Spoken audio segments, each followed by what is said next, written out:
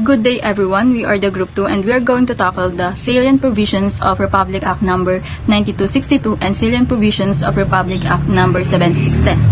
Salient provisions of Republic Act number 9262, this act shall be known as the Anti-Violence Against Women and Their Children Act of 2004. Ito yung act kung saan pinoprotektahan ang mga kababaihan at ang kanilang mga anak mula sa pananakit. A.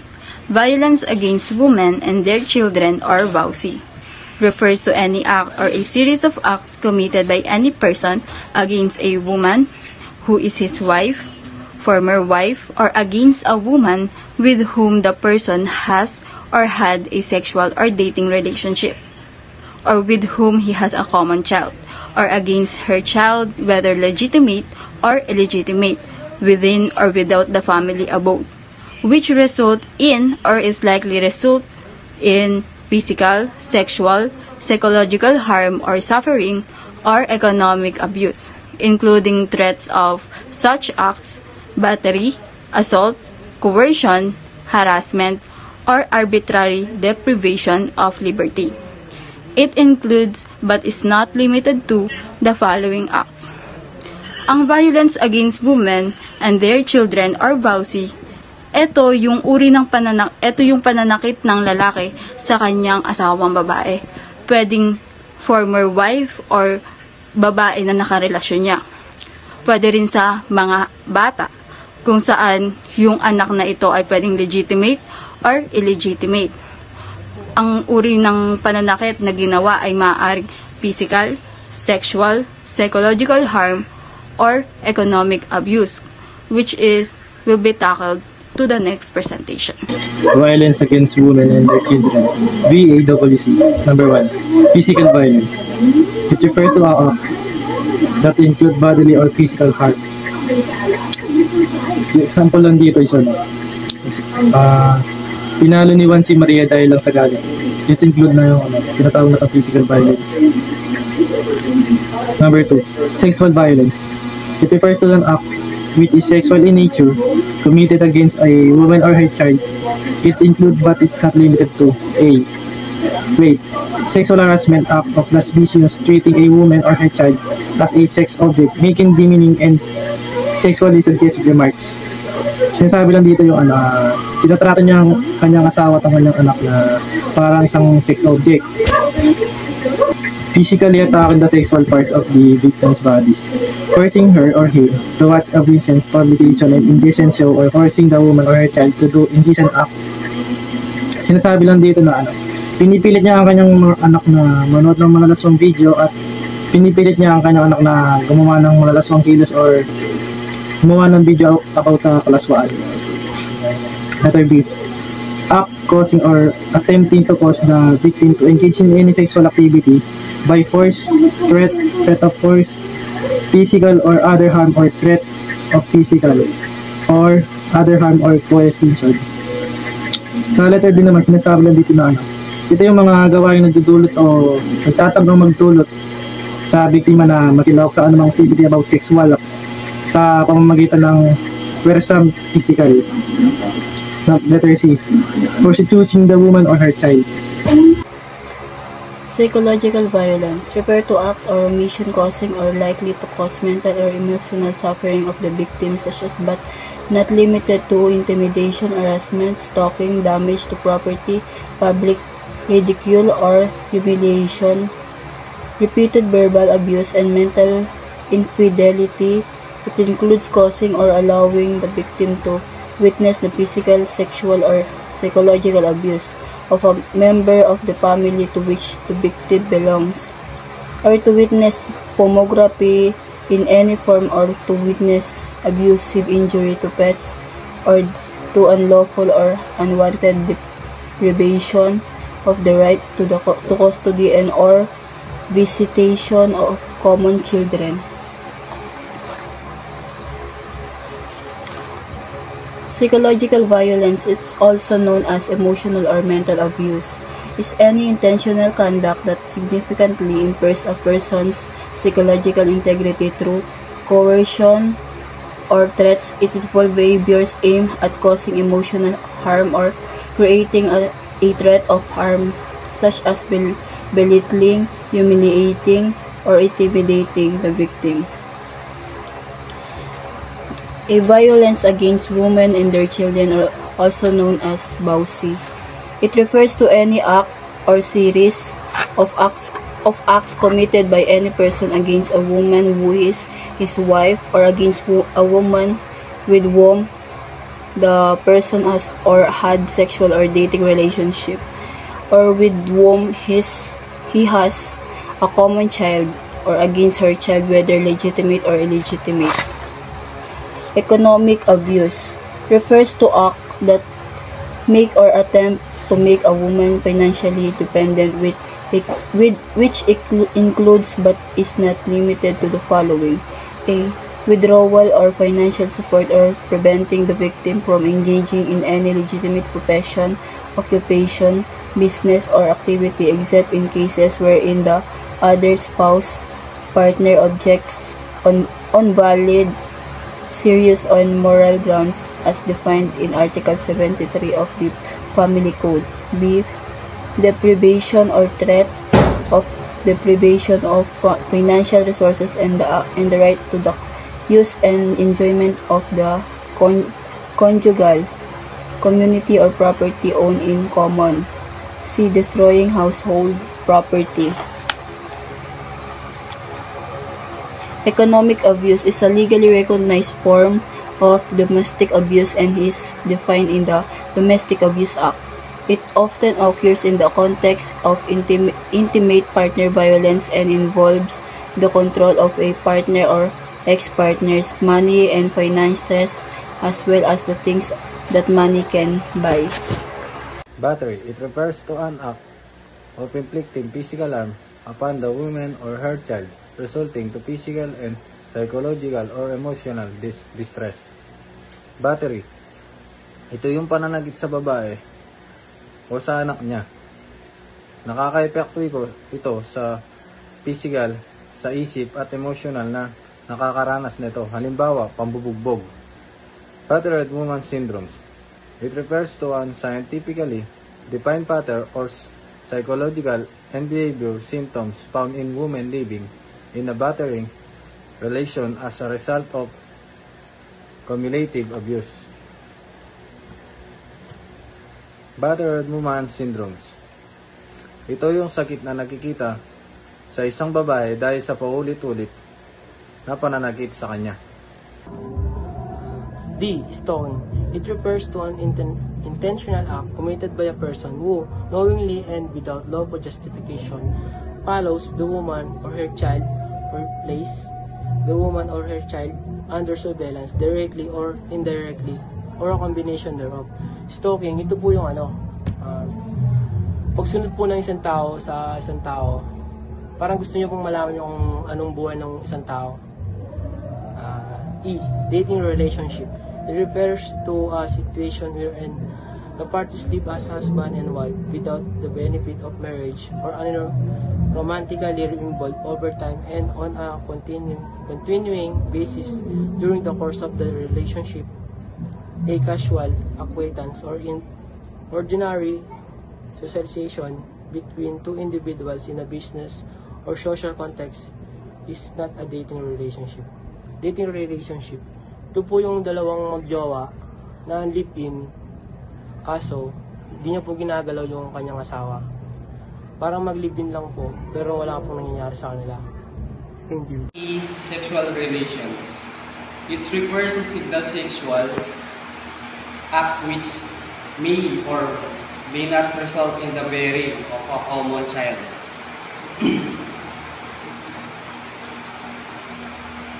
Then, if a sexual relation, ito ay tumutukoy sa isang akto na pakinipagtalik sa pagitan ng dalawang tao. Maaaring resulta ito ng hindi pagkakataon ng anak, pagkakaroon ng anak sa mga legal na usapin na mahalagang terminong ito upang matukoy kung magkaroon ng isang sexual na ugnayan kahit na walang intensyon na resulta ng pagbubuntis. And yung pangalawa, children, it refers to those below 18 years of age or older but are incapable of taking care of himself, defined under Republic Act number 7610. As used in this act, it includes biological children of a victim and other children under her care. Ayon dito, mga bata na mga kabataan, ang salitang mga kabataan ay tutukoy sa mga individual na walang pang 18 taong gulang. Kasama rin dito ang mahigit sa taong gulang, ngunit hindi kayang alagaan ang kanilang sarili ayon sa Republic Act number 7610. Layunin ng batas na ito ay protektahan ang mga bata laban sa pang-aabuso, pagpapabaya at pagsasamantala ayon sa batas. Ang mga bata ay kinabibilangan ng mga anak na biktima, iba pang batang nasa kanyang pangangalaga. What are the acts of violence against women and their children? The crime of violence against women and their children is committed through any of the following acts. A. Causing physical harm to the woman or her children. Pagsagawa ng pisikal na pananakot. B. Threatening to cause the woman or her children physical harm. Pagbabanta sa babae o sa kanyang anak. C. Attempting to cause the woman or her children physical harm. Pagtatangkang manakit. Then D. Placing the woman or her children in fear of immediate physical harm. Paglalagay sa babae o sa bata sa kalagayan na matinding takot o pangangamba. What are the acts of violence against women and their children? Attempting to compete or compelling the woman on her child to engage in conduct which the woman on her child has the right to desist from, or desist from conduct which the woman on her child has the right to engage in, or attempting to restrict or restricting the woman's on her child freedom of movement or conduct by force or threat of force, physical or the harm or threat of physical or other harm or intimidating direct against the woman or child. This shall include but not limited to the following acts committed with the purpose or effect of controlling or restricting the woman's child movement conduct.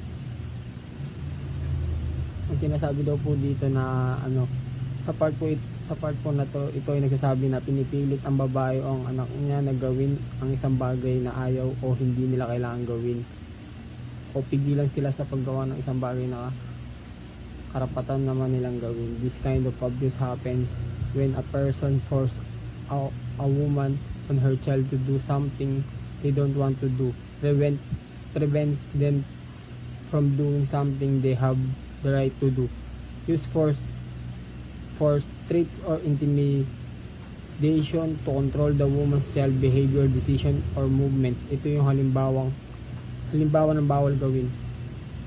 Threatening to deprive or actually depriving the woman or child of custody to her, his family. Bantaan ng babae na kukunin ng anak kung hindi siya susunod.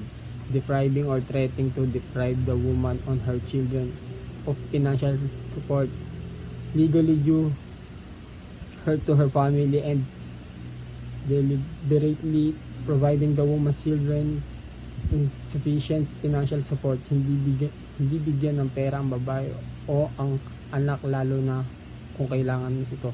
Depriving or threatening to deprive the woman on her children of a legal right. Sample dyan yung pigilan ng babae sa pagtatrabaho o pamamahala sa sariling niyang pera.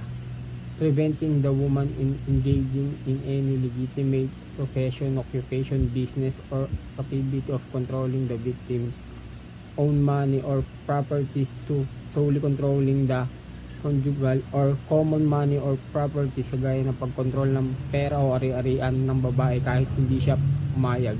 Iba ang paraan ng pananakot pero hindi niya magawa ang gusto o kailangan niya. What are the acts of violence against women and their children? F. Infliction or threatening to inflict physical harm on oneself for purpose of controlling her action of decision.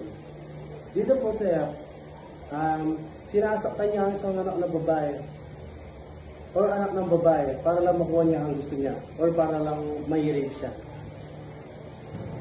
G. Causing or attempting to cause the woman or your child engage any sexual activity which does not constitute rape by force of threat or force, physical harm, or through intimidation direct against the woman or your child or your immediate family. Dito naman, hindi niya ni-rape ang isang babae or anak na babae or walang pumasok na foreign sa kanyang object ng kanyang private part at di niya ginamitan ng pwersa para lang ma-rape siya or kumbaga naglabas siya ng pera para lang makuha ang isang babae at sumama naman ang isang babae. Age. Engaging in purposeful knowing or reckless conduct, personally or through another, that alarm or cause substantial emotional or physical distress to the woman and your child. This shall include but not to limited to the following acts. Dito naman, ito yung mga pwede makaapekto sa isang babae na mag-cause ng psychological distress. Ito yung mga example ng psychological distress. Stalking or following the woman or your child in public or private places. Dito po, kapag lagi mo sinasabay ng isang babae sa isang lugar, ay ang isip na ay baka may rape siya. And peering in the window or lingering outside the residence of the woman or your child. Dito rin po ay kapag sinilip mo sa bintana ng isang babae ay ang isip niya ay binaman niya po siya. What are the acts of violence against women and their children? Causing mental or emotional anguish, public ridicule or human humiliation the woman or her child, including but not limited to repeated verbal and emotional abuse and denial of financial support or custody of minor children of access to the woman's child or children. Acts of violence against the women and their children. Meron tayong 7 kategorya. Una na yan is yung physical violence. Ito yung pananakit o pananampal o panununtok sa isang babae o sa bata na purpose ng physical violence. Pangalawa, meron tayong sexual violence. Ito yung pag-rape o sapilitang pag-aya sa isang babae na magpag-sex. Number 3 is physiological and emotional abuse. Ito yung pananakot sa isang babae na kung hindi niya gagawin yung inutos mo ay pwede kayang saktan. Number 4 is the economic abuse. Ito yung pinokontrol mo siya or gusto niya magtrabaho pero hindi siya makapagtrabaho kasi pinipigilan mo siya. That's economic abuse. Number 5 is the neglect and deprivation. Failing to provide basic needs. Ito yung hindi mo nabibigay yung pangangailangan ng isang babae o ng iyong anak. Number 6, cyber violence, online stalking or harassment. Ito yung pag-stalk mo, for example sa Facebook, i-stalk mo siya palagi.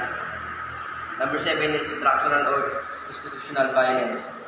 Ito yung discrimination by legal or medical institution, denial of protection or justice in domestic abuse.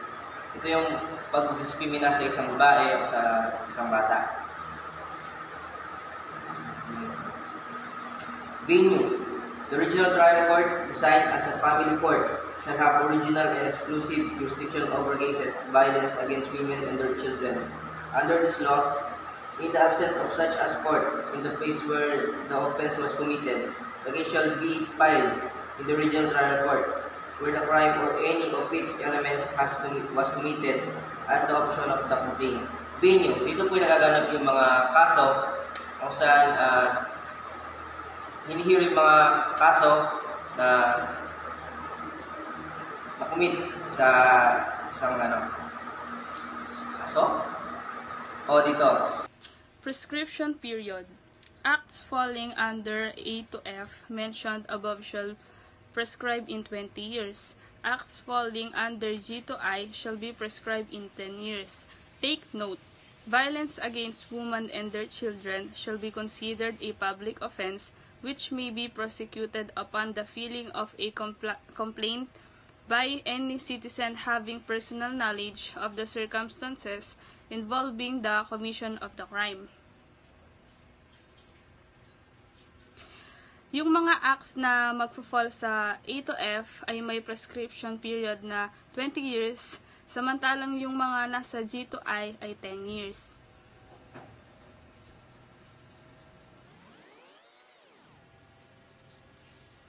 Battered woman syndrome as a defense. Victim survivors who are found by the courts to be suffering from battered woman syndrome do not incur any criminal and civil liability, notwithstanding the absence of the elements for justifying circumstances of self-defense under revised penal code. Battered woman syndrome as a defense, yung mga victims na napatunayan sa korte na may battered woman syndrome ay exempted sa criminal o pagkakakulong at civil or danyos liability. The silent probation of Republic Act No. 7610. This act shall be known as the Special Protection of the Children Against the Abuse, Exploitation and Discrimination Act, who is considered a child under RA No. 7610.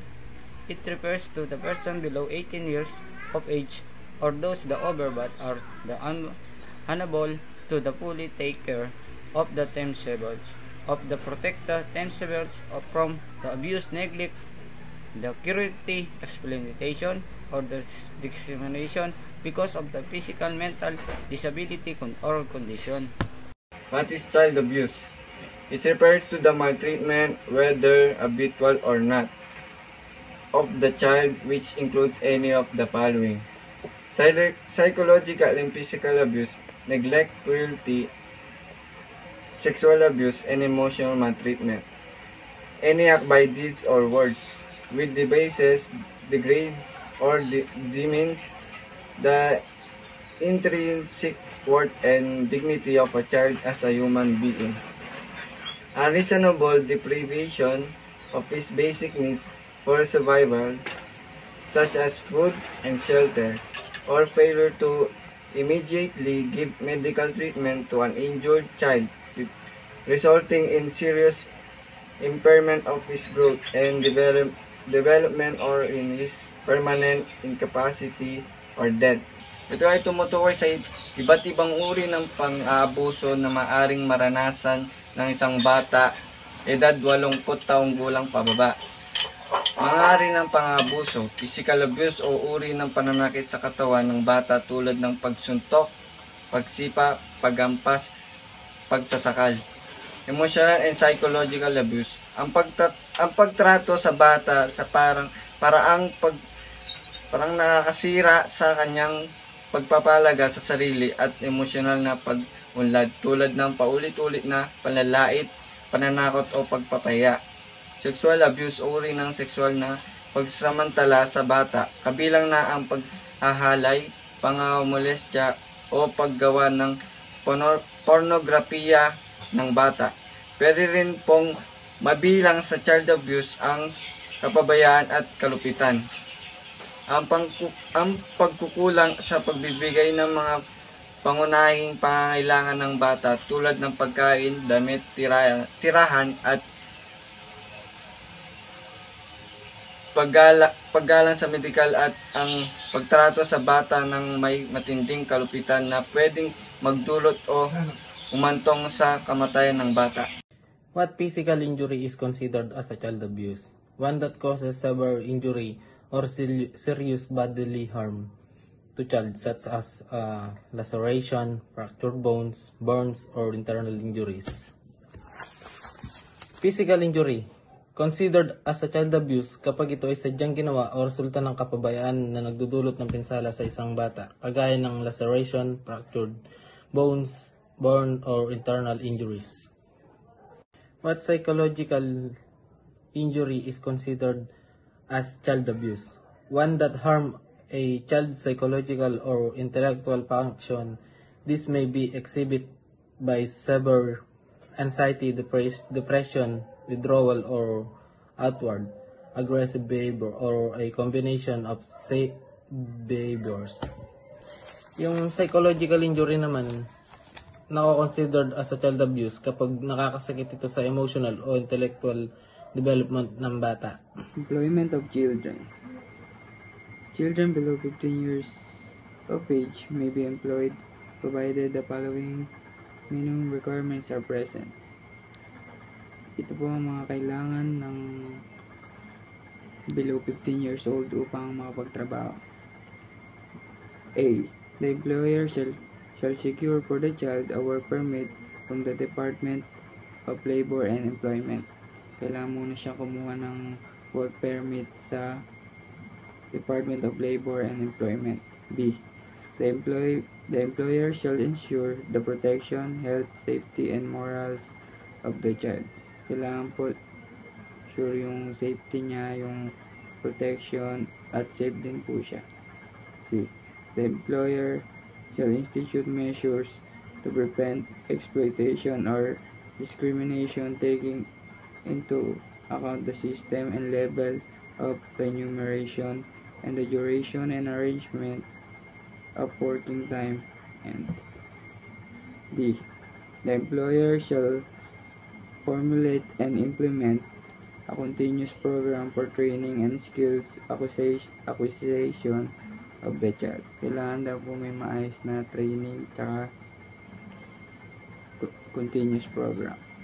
E. The Department of Labor and Employment shall promulgate rules and regulation necessary for the effective implementation of this section.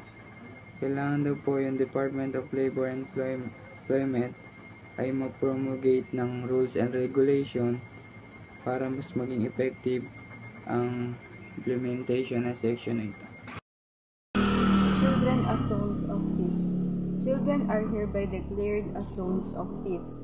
It shall be the responsibility of the state and all other sectors concerned to resolve armed conflict in order to promote the goal of children as zones of peace. To attain this objective, the following policies shall be observed. Yung mga bata daw, tinatawag silang zones of peace at responsibility daw ng state natin na i-resolve yung mga armed conflict tulad ng sa gera para ma-promote kung ano yung goal ng children as zones of peace. First is the children shall not be the object of attack and shall be entitled to special respect. They shall be protected from any form of threat, assault, torture, or other cruel, inhumane, or degrading treatment. Yung mga bata daw, dapat hindi sila gamitin para sa, halimbawa, sa gera. And kailangan protektahan sila mula sa threat, assault, torture, and etc. Pangalawa, children shall not be recruited to become members of the armed forces of the Philippines or its civilian units or other armed groups, nor be allowed to take part in the fighting or use as guide, couriers, or spies. Yung mga kabataan daw, dapat hindi sila i-recruit para maging member ng armed forces of the Philippines or kahit anong parte ng under neto. And hindi dapat payagan na maging parte yung bata ng sa halimbawa sa gera and halimbawa sa pag-spy, ganun. The third one is delivery of basic social services such as education, primary health, and emergency relief services shall be kept unhampered. Dapat yung mga bata, makuha nila yung mga ganitong services. Halimbawa, yung education, yung sa kalusugan nila, and yung mga emergency relief. Pang-apat, the safety and protection of those who provide services, including those involved in fact-finding missions from both government and non-government institutions, shall be ensured. They shall not be subjected to undue harassment in the performance of their work. Yung mga tao daw na gumagawa ng fact-finding mission, pwedeng under sila ng government or non-government institution, dapat yung protection nila ma-ensure yon. Dapat hindi sila makaranas ng harassment.